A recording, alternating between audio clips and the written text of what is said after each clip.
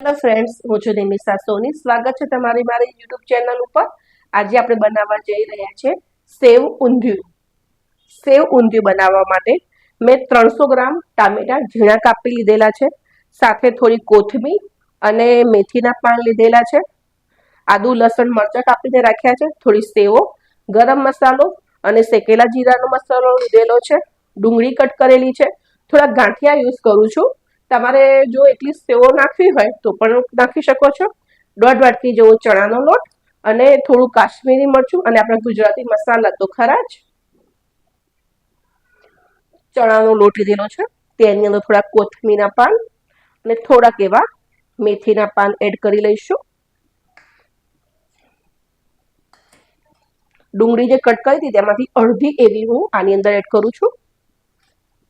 મસાલાની અંદર 1 ચમચી મરચું પાવડર, થોડીક એવી ધાણાદાર એટલે કે હળદર, ધાણા જીરું, સ્વાદ અનુસાર મીઠું, તમે ઈચ્છો તો મરી પાવડર પણ લઈ શકો છો અને મિક્સ કરી લઈએ. થોડું થોડું પાણી નાખીને આપણે તેનો લોટ બાંધી દઈશું. થોડું થોડુંક જ પાણી એડ કરીશું આપણે અને તેનો સરસ એવો લોટ કઠણ જેવો બાંધી દઈશું.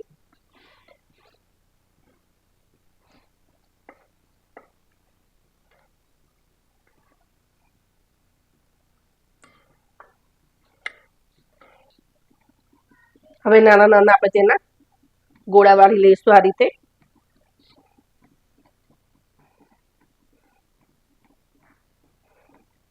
નાના નાના બોલ્સ વાળી. જો હાથમાં ચીપકતું હોય તો 2 ચમચી જેવું તેલ લગાવી લો.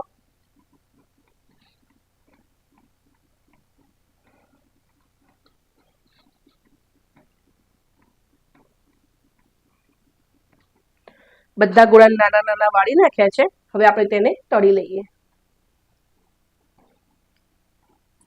સ્લો ટુ મીડિયમ ગેસ ઉપર આપણે તેને તળીશું.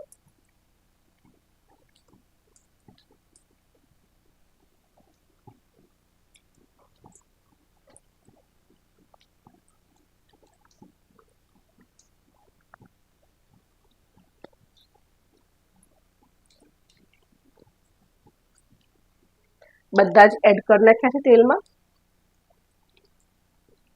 સ્લો ટુ હાઈ ગેસ ઉપર આપણે તેને તળી લઈશું.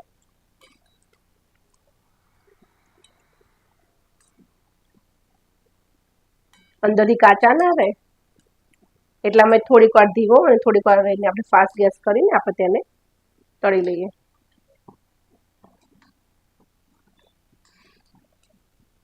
અલગ પ્લેટમાં આપણે હવે તેને નીકાળી દઈએ. વધારાનું તેલ કાઢીને આમાં જ આપણે ગ્રેવી કરીશું. હવે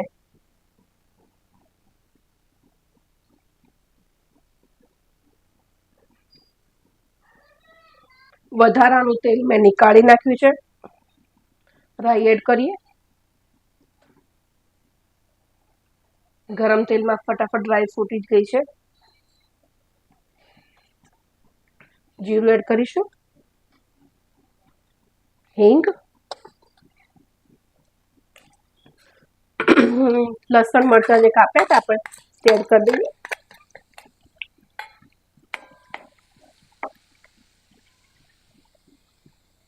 સાથે જ ડુંગળી એડ કરીશું.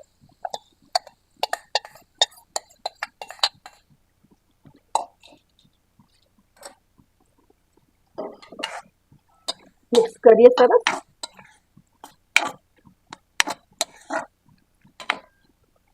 તેની અંદર ટામેટા જે આપણે ઝીણા ઝીણા જે મેં બારીક કટ કરી રાખ્યા હતા તે પણ નાખીશું.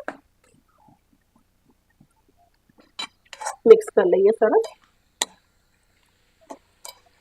ટામેટા હવે આપણે થોડા ગળવા દેવાના છે ફ્રેન્ડ. ત્યાં સુધી આપણે તેને સીજવા દઈશું. હવે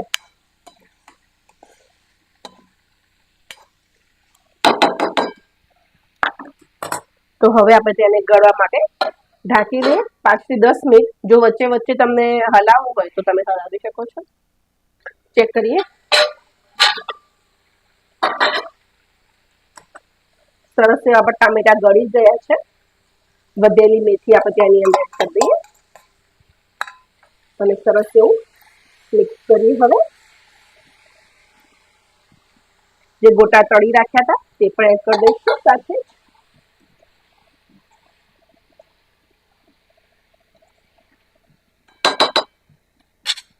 એક ગ્લાસ જેવું પાણી એડ કરીએ આપણે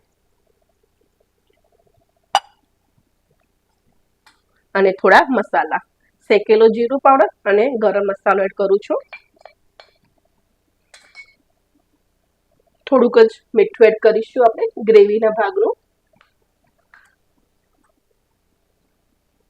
લાલ મરચું, ચપટી એવી હળદર એડ કરીએ, ધાણા જીરું મિક્સ કરીએ.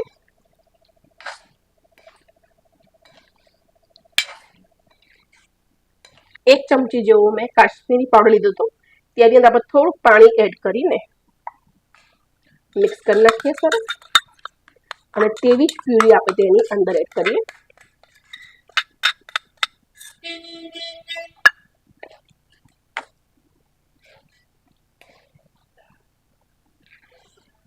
દસેક મિનિટ માટે આપણે તેને હવે ઉકળવા દઈશું. પછી આપણું શાક તૈયાર થઈ જશે. તેના માટે હું થોડીક વાર તેને પણ ફરીથી ઢાંકી દઈશ. ખૂબ જ સરસ આપણું આ શાક ગ્રેવી સાથે ઉકળવા લાગ્યું છે ત્યારે આપણે તેની ઉપર થોડીક એવી સેવ એડ કરી દઈશું